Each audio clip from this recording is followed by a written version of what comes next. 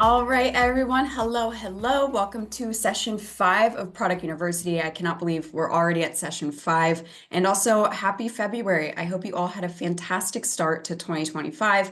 Or if you were like me and you were sick all of January, I hope you now are feeling better. But anyways, we have a fantastic class in store, so to speak. And one thing I do want to mention before we begin, and it's something I've been repeating the last couple of sessions, is typically we see a pretty big drop off in registrations around this time because Zoom is so finicky with revealing the last 4 dates of Product University. So if you know someone in your team that had difficulty or didn't receive a link for this Zoom, or even if you personally are using someone else's Zoom link to attend, please feel free to email Rachel at RIMAN. We'll get you that registration link, or we'll make sure that you get credit for attendance if you did use someone else's link. But without further ado, we're going to get started. We have a short but sweet and very in-depth discussion today, which I, of course, always love. Alrighty, so today's topic, of course, is hair physiology and RIMAN. And so with this topic, we're really looking again in depth at the molecular makeup of your hair follicle, your hair shaft, what's going on in both regards. And it's similar to the approach we took with session 3 when we looked at skin physiology, really understanding the makeup and the minute details of the human body can help us make educated decisions about products. And of course, the products we are, of course, choosing are the Bodolab hair care products. But again, with that in mind as well, I also want to reiterate that you do not need to commit all of this to memory. We'll have a recap at the end of this call. We'll also, of course, have the worksheet, but it's just useful to know. And I know many of you out there are wanting that extra information, which I love. So without further ado, we'll look at your hair at a glance. All right, so your hair at a glance. Humans have approximately 5 million hair follicles. Hair is essentially a flexible, thin keratin thread with great strength and elasticity. And so keratin, if you'll remember, keratin actually makes up our skin cells as well. So it's basically protein. Your hair is protein. And although that we really look towards hair for your cosmetic and aesthetic appearance and also to express your personality, it does have additional benefits for your body, especially depending on its location. It offers protection against external elements. It allows for thermal regulation to hot or cold, even UV protection. It also helps you sense certain touch. You know, when you have someone lightly brush your hair and it begins to stand up, all of that good stuff. So yes, we are looking at hair in an aesthetic realm, but it does so much for our body as well. And so when we do come to appreciate hair, if the hair growth and follicular structure are unbalanced, there can actually be a significant impact on perceived hair health. And so we'll go more in depth into the common types of hair problems that we perceive within the personal care industry and how many different ingredients address those problems. And so with that in mind, understanding that your hair, yes, is on top of your head, but of course you have it on really the entire part of your body except for the vermilion zone of your lips, your palms, and the soles of your feet, really is helpful in understanding how important the follicle health is from head to toe. And so when we finally come to appreciate the hair follicle, which is what's growing our hair, what's, the internal and alive part of our hair, there are many different mechanics going on here. And so as you can see, I've noted here that the hair follicle is located within the dermis, and it's considered the living part of your hair. So if you'll remember from session 3, here's our beautiful depiction of the 3 layers of the skin. We have that epidermis at the top, we have the dermis in the middle, and that fatty cell layer or the hypodermis below. And so the hair follicle specifically extends from the dermis out to the epidermis. And what's important to note is that the epidermis, actually kind of tucks in around the hair follicle. And so this allows essentially for the creation of an opening, of a pore, so to speak, through which that hair grows.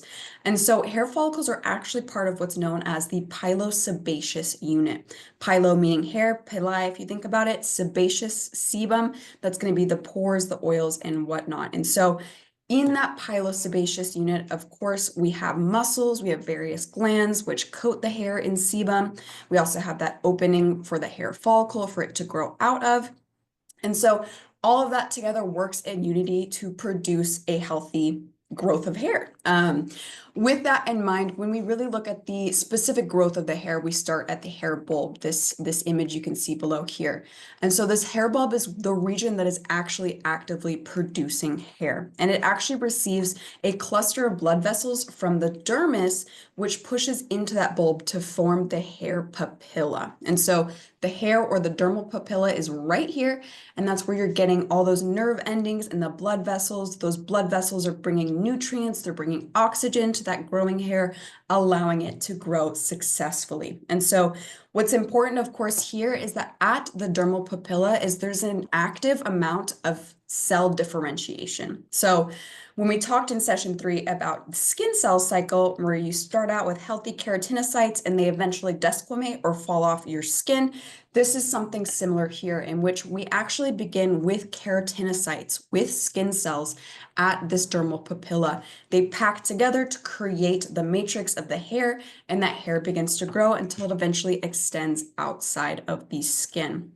And so when oftentimes we're looking at successful hair growth, or we're looking towards really nurturing the hair follicle, many things will specifically address this region or any unit of the pilosebaceous unit. So whether that's decreasing oil concentration of the sebaceous gland, which is the oil that is produced to lubricate the hair follicle, or even if we're looking at something that helps maintain the healthy growth of the hair follicle itself, really forming the various different layers of that hair shaft before it is produced outside of the skin. And so with this in mind, of course, there are many different details within this depiction, but it's just really important to note that in general, this is what we're looking at as the living part of your hair.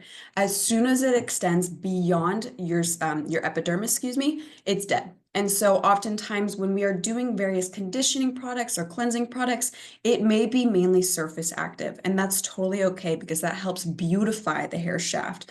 But just know that we're really treating something that is alive in this instance, and something that is dead when it's out of the skin. And so when we look at hair, once it has surpassed that epidermal level and it is beginning to protrude from the hair, whether it's hair on your scalp, hair on your body, whatever it may be, we're really talking about the hair shaft. So this is the visible part of your hair.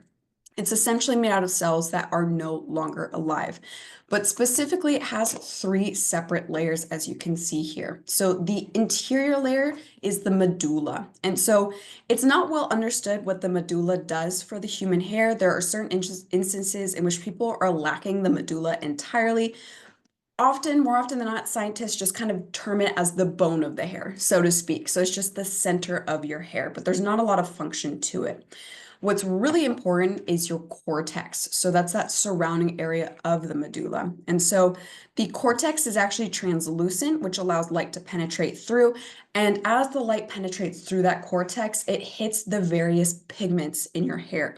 And that is what is producing your hair color. So melanin pigments are going to be all the way in this cortex, as well as a variety of extremely important bonds that help give your hair strength and elasticity. So in the cortex, we have hydrogen bonds, we have disulfide bonds, and even weaker bonds than that. But we also have trace amounts of a variety of elements: aluminum, magnesium, zinc. So it's a very unique structure, so to speak, in that there is so much going on within the cortex. And so when you go, for example, to bleach your hair or dye your hair, it's going to be mainly addressing the cortex, either depositing pigment or breaking disulfide bonds to remove pigment. And so that's really what you're looking towards in terms of chemical changes of the hair. Even more importantly, I guess, or equally as important, is the cuticle. And so the cuticle is the surrounding area of the cortex. It is the outermost part of the hair shaft. And it's made up of tightly packed scales, or keratins, so to speak, that are essentially overlapping in a shingle-like structure. And so this mainly protects the hair. Also, it adds some hydrophobicity to the hair, allowing essentially for water to easily be removed from the hair. But it also, in some instances, can allow the hair to appear unhealthy. And so here's why. As you can see on the left-hand side, we have those nicely tightly packed cuticles. They are not only inhibiting sun or UV damage from occurring, they're inhibiting pollution from adhering to the hair and inhibiting water from entering the cortex. When you have damaged cuticles, so say for example, you overtreat your hair or you often heat treat your hair, you may, for example, essentially break the cuticles. They might come off entirely or they might peel off into these kind of flap-like appearances as you see here, in which instantly the UV pollution can go in. You also have the general pollution can enter the cortex and that water as well. Not only does this make your hair physically look like it is frizzy, but it also can cause even further damage to your cortex and a loss of strength of the hair shaft. So many times when we are looking to condition the hair, even if perhaps it's not a system that addresses the hair follicle, it's still important to address this dead, so to speak, part of the hair, because really a lot of the aesthetic concerns that come with hair are involved with not only maintaining certain bonds within the cortex, but also maintaining a nice smoothness to the layering of the cuticles. And so when we finally look to the growth of the hair, there are actually 4 separate stages in which your hair can be in. And so it's going to be anagen, catagen, telogen, and then a return to anagen. And so I guess there's 3 phases, so to speak, but anagen is the active growth cell production. So the hair on our head can spend roughly 2 to 6 years in the anagen phase, in which a new a new bulb is forming, a new hair shaft and hair follicle is growing. However, for the hair on your arms, your legs, your eyelashes, they have a much shorter anagen phase. That's why they don't grow that long. You know, before they get to a certain point, they eventually die off and a new hair grows in its place. But the hair on your head, it's in it for a while, and that's why we were able to grow our head hair so long. But when we enter the catagen phase, this is when the growth of that hair follicle stops and it begins to detach from the bulb to eventually make its way out of the skin entirely. And so that's really going to not only have, some certain perceived moments of hair loss if you accidentally pull it out of that catagen phase, but in general, this is your body trying to shed that hair as it is done growing. And so with that, the catagen phase is really a transitional stage. So as you can see, it really lasts for maybe a few weeks, and roughly 2% of your scalp hairs are in this phase at any given time. With then the transfer to the telogen phase, this is the complete detachment and the full preparation for the next approach of anagen, for the next growth of a hair follicle. And so the telogen phase is really thought to be the resting phase. That old hair is kind of just chilling out in the hair follicle. It'll either come out naturally or it'll be pushed completely out of that hair follicle by the next hair growth. And so with that in mind, oftentimes in specific instances in which there are hair loss diseases, for example, alopecia, they often look at these various hair growth cycles and see if there's a deficiency with the hair in regards to a specific cycle. Is it not spending enough time in the anagen phase? Is it falling out too quickly? Whatever it may be. But with that in mind, we roughly lose upwards of 100 different hairs a day on the top of our head. That's roughly pretty normal. So even in some instances, upwards of 200 follicles a day can be lost for certain individuals. So if you ever experience hair loss and you're like, this seems like a lot, it's actually 100 to 200 different follicles a day could be falling out. And so we do then, of course, appreciate systems like the Lab hair care products, which allow for maintenance of hair density, allowing for that fullness to still be perceived even when your hair is naturally falling out, as it should. It is supposed to naturally shed 100 to 200 follicles a day. And so with that all in mind, this creates a variety of different perceivable hair types we can see. And there are so many different ways to classify your hair. You can classify it by curl pattern, density, the color, the health of your hair, the tendencies of your hair in terms of oiliness or dryness. For example, if you look towards hair density, of course, you have thick, medium, or fine. Thick being the most robust, literally feels thicker than the most fine hair. You also have hair color, which is determined by the content of melanin within the cortex. And there's 2 specific subcategories of melanin that create hair pigment. There's eumelanin and pheomelanin. So for someone like myself who is a redhead, I have a lot of pheomelanin going on in my cortex, which reflects as red hair when the sunlight hits that cortex. Others with darker hair or with more unique hair, perhaps you have a couple of different strands of colors, you'll have eumelanin, which is kind of creating that dark brown or black pigment. In terms specifically of hair types versus, or via, excuse me, curl pattern, where there's four different types. So we have, of course, straight, wavy, curly, and coily. This is probably my most enjoyable hair type that I like to look at because the hair is literally growing differently in each of these types. With straight hair, it grows directly straight out of the hair follicle, so it creates that straight hair illusion. Versus wavy hair and curvy hair or curly hair begin to actually grow at a slant in the hair follicle, and that creates the kinks in the hair that produces a visible curl once that hair has reached the epidermis.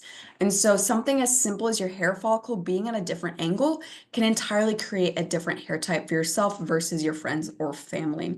Furthermore, when scientists look at the cross sections of those different hair types, you can see that it's different in regards to the hair shaft circumference. With straight hair, it's a perfect circle. You get all the way to curvy hair where it's much more elliptical. And so scientists will use a variety of different characteristics, so to speak, to classify hair types. And then personal care formulators will also utilize those to decide which target audience they may have for a new product. With that all in mind, it is important to know your hair type because there are certain hair types that have certain characteristics that must be treated specially in their hair care routine. For example, if you have curly or coilier hair, it's much more porous, meaning it more easily absorbs water. And so oftentimes that water is going to stay in, creating frizz. So understanding, for example, that your hair is more porous can help you choose which conditioning and cleansing products you want to go forward with. All right, and so last but not least, in understanding the physiology of the hair is looking at the scalp itself. So I often like to talk about the microbiome, you all know it, but the scalp too has microbiome, much like your facial skin, much like the skin on your body. And I really like to look at your scalp as an extension of your facial skin. Still has those same typical layers as we clearly saw in the hair follicle depiction, but also needs the same kind of TLC within your hair care routine. And so there was a recent trend a few years back, or these essentially called the skinification of the scalp. And so this is really treating your scalp with specialized products, looking towards exfoliating, hydrating, and moisturizing to keep the health of your hair at the root. Your scalp is crucial in understanding that it is the root of your hair. It is where healthy hair is growing from. So yes, we can use conditioning products or dyes to beautify the dead parts of our hair, but your scalp really needs that TLC to help produce otherwise healthy hair. And so on that scalp with the 3 layers of skin, we of course have that 4th layer, that microbiome. This is going to help or hinder your hair health. For example, when I say hinder, for example, one of the most common bacterial species that proliferate on the scalp is Malassezia furfur or Malassezia furfur. So M. furfur is actually a specific genus of fungi, and it can cause dandruff and scaly patches in overgrowth. So understanding that you also need to treat your scalp microbiome to perhaps reduce the chances of aesthetic concerns is crucial in approaching your hair care products as well. But all of that in mind, we'll now kind of conceptualize the variety of common hair concerns. So of course, it's very similar to concerns with your facial skin. We have dry hair, oily hair, perhaps an overproduction of dandruff, or even just damaged cuticles to your hair, producing aesthetically displeasing hair, so to speak. So with dry hair, your hair follicles aren't producing the necessary amount of sebum to sufficiently coat the hair follicle and the scalp. In dandruff, we have a microbiome imbalance or intense dryness. So the perception of dryness or of dandruff can be very similar. You might even perceive flaking with dry hair. But in both instances, not only is it a matter of balancing your microbiome, it's also about ensuring proper moisturization of your scalp. On the opposite end, we have oiliness. This is when your hair follicle is producing too much sebum. It could be due to hormonal regulation or even overwashing. And in this instance, as you keep overwashing, your hair is overcompensating by producing more oil. It's the same story that goes for your facial skin as well, where you keep overwashing your skin, so it's producing more oil to keep up. So That's always difficult to determine in regards to, am I cleansing enough, or is my hair naturally oily? Am I cleansing too much, causing this oiliness? So sometimes playing around with your routine or giving your hair a moment to adjust, so to speak, in your routine can help you ultimately determine if you perhaps truly have oily hair or if you were forcing it based on your current system. Lastly, that cuticle damage. Your hair shaft can be missing cuticles, they're not properly aligned.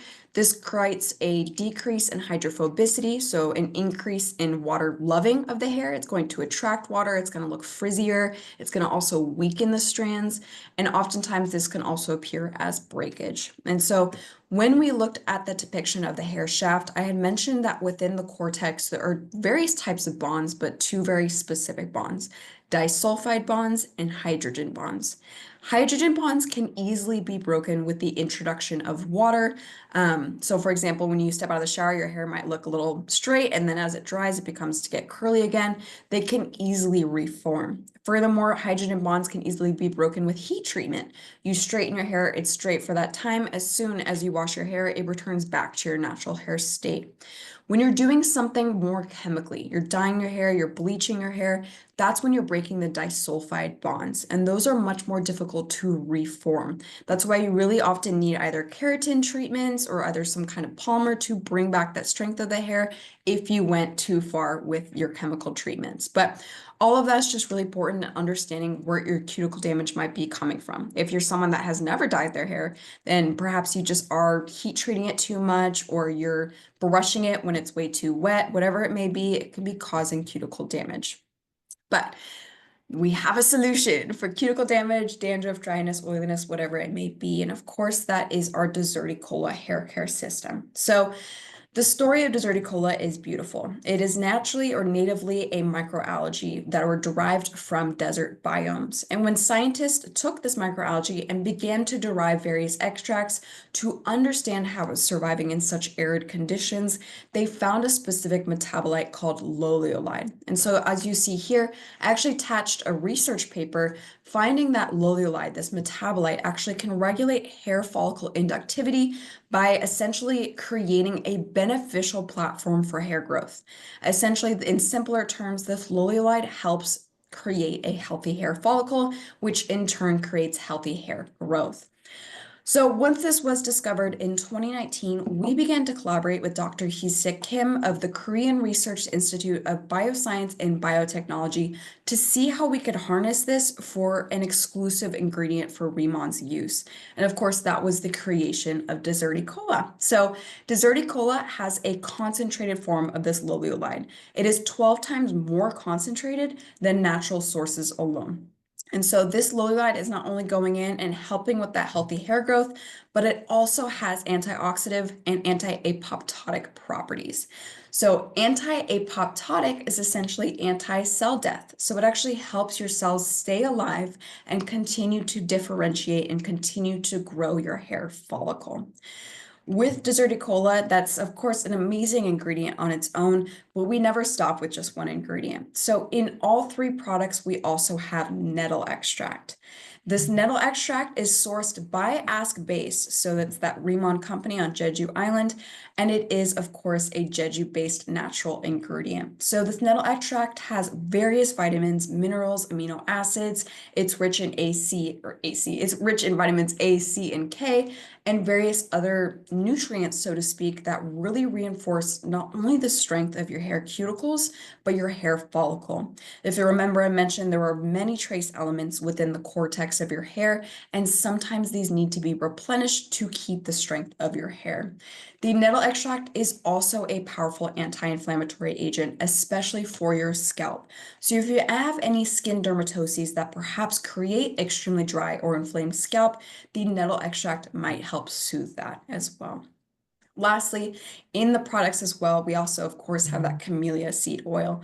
I hope you are not a stranger to camellia seed oil. We have it in a variety of different products, even in the Insulderm skincare products, but it is so beautiful for hair care. And again, it is another natural extract that we have sourced ourselves on Jeju Island. So the camellia seed extract is native to Asia, cultivated by Ask Base, but specifically it is rich in palmitic and omega-6 linoleic fatty acids.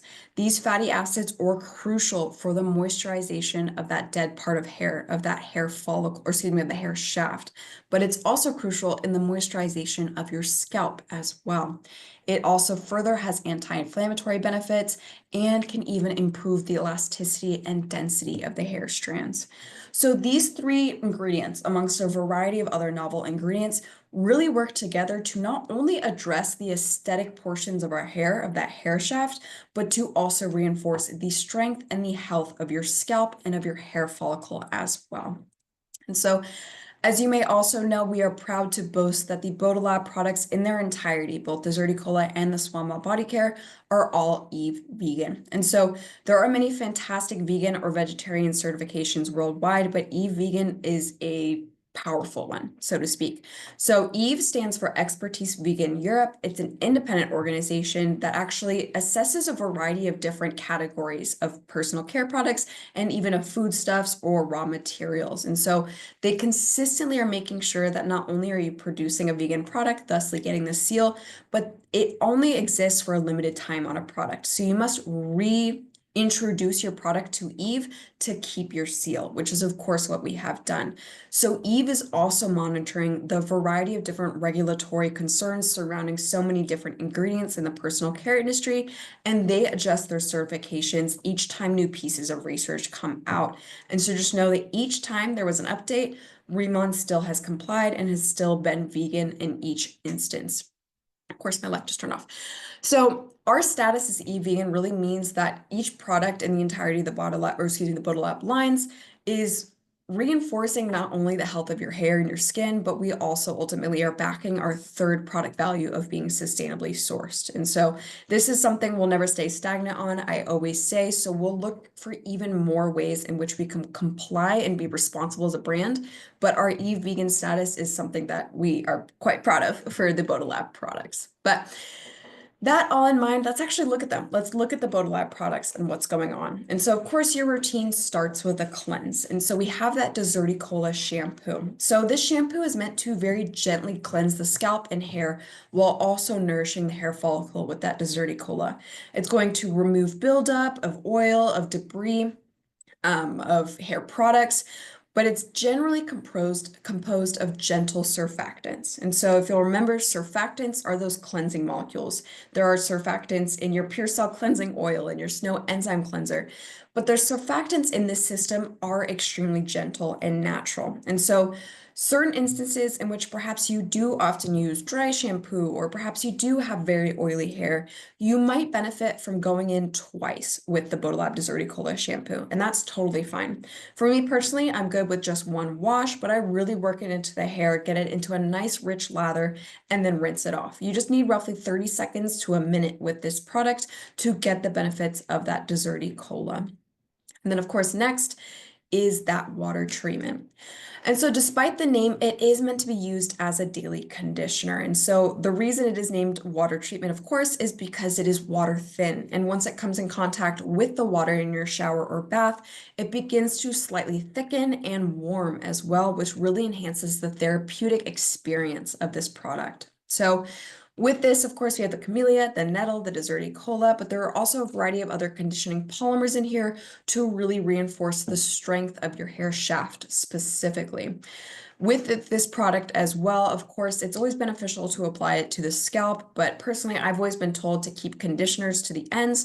So I just bolster the application of the product by putting my hand underneath a good chunk of hair and dashing some of the water treatment onto those ends of my hair. And so that really nicely conditions them, but otherwise I keep my scalp for shampoo. But if you are somebody that doesn't really have a rhyme or reason to how you're applying your conditioner, absolutely go ahead and put this on your scalp. I even know certain individuals who leave it on their scalp and use it as a styling treatment. While I wouldn't necessarily recommend that, it is completely safe in regards to its interaction with the scalp.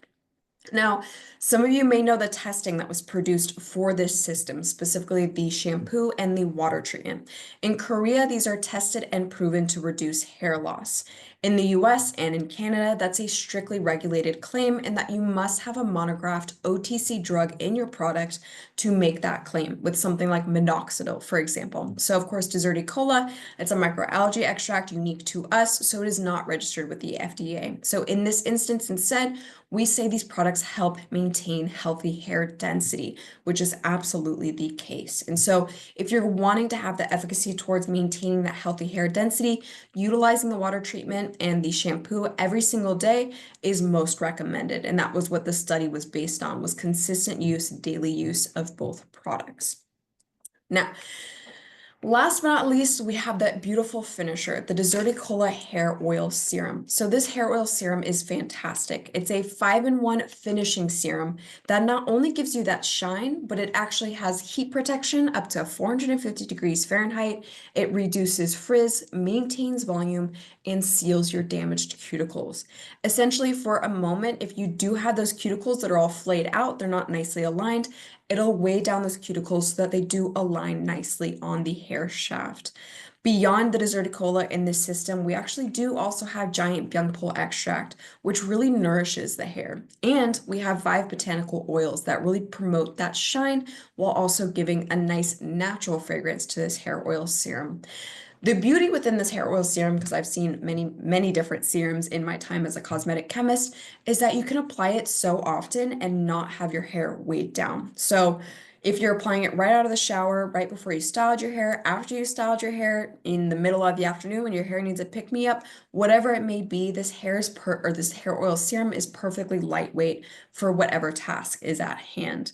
Furthermore, I know hair is a very personal experience. Some people might have difficulty giving up their hair conditioner or their shampoo. Sometimes I find just giving them the hair oil serum first gives them that taste of not only the RIMAN ingenuity, but specifically the Deserti Cola prowess. And oftentimes they then are more curious about exploring the shampoo and the water treatment. All right. So that was it. Let's do a recap because I know that was so much information. So again, there are 2 main features of your hair. Your hair follicle is that living part of your hair. It's composed of differentiating cells that form essentially that keratin thread. It has the bulb that anchors the hair, your dermal papilla, which gives oxygen and blood and nutrients to the hair that's essentially growing, and the melanocytes, which are the cell types that create melanin or pigment that is then deposited into the cortex to give you your characteristic hair color. The hair shaft is the dead part of your hair, which extends from the scalp. It is composed of tightly packed keratin. We have the medulla in the middle, which really has no function for many, the cortex, which has not only our pigment, but various hair strengthening bonds, and the cuticle, that outermost part of the hair that is protecting it from various irritant penetration and giving it a layer of hydrophobicity. Your scalp in and of itself is also a crucial component in perceived hair health. Same structure of skin layers, same microbiome, same need for a balanced microbiome, and it can really help ensure that your hair is growing in a way that looks healthy if you treat your scalp as the root of the hair growth system. And so we also addressed 4 main categories of hair concerns you might perceive. And so that was, of course, dryness, dandruff, oiliness, and cuticle damage. Dryness, perhaps your hair follicles aren't producing the necessary amount of sebum. Dandruff, you either have a microbiome imbalance or some other imbalance that is causing the flaking of your scalp skin.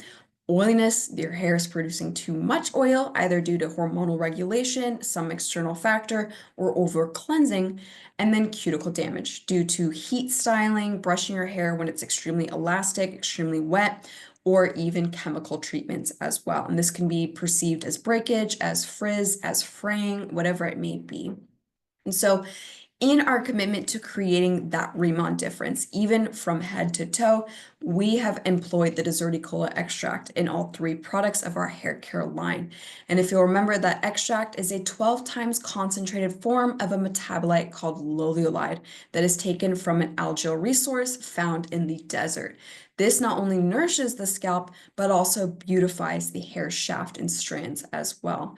And alongside that Deserti Cola, we have camellia seed oil, nettle extract, and a variety of other conditioning polymers and gentle surfactants to create these systems. And so when we look at each product in more detail, that shampoo is really there to balance the scalp, to cleanse as necessary, but to also deposit some of that deserty cola and the nettle extract. That water treatment then goes in not only to complement the efficacy of the shampoo on the scalp level, but to beautify the hair strands as well, to apply those conditioning polymers to really realign the various strands. And lastly, that hair oil serum comes in for whatever and whenever you need it. Heat protection, shine increase, frizz reduction, volume maintenance, and even cuticle enhancement with really sealing those damaged cuticles. And so that is really the summation of the various different Deserticola products and what we are looking at in regards to our approach of hair health. And so, of course, here, I don't know why it says skin physiology. Here is attached the QR code for the hair physiology and RIMAN discussion. We are also dropping it in the chat as well. Reminder that this QR code just takes you to all the various worksheets.